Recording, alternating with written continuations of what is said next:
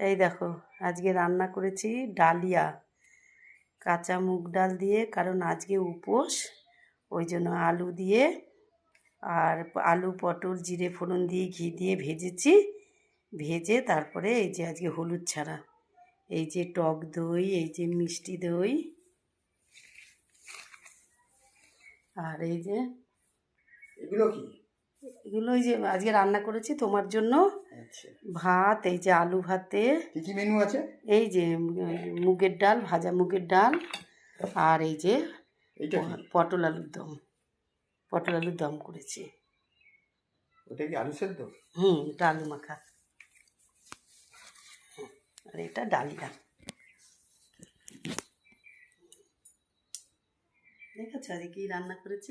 রান্নাগুলো খুবই দেখে ভালো হয়েছে মনে হচ্ছে।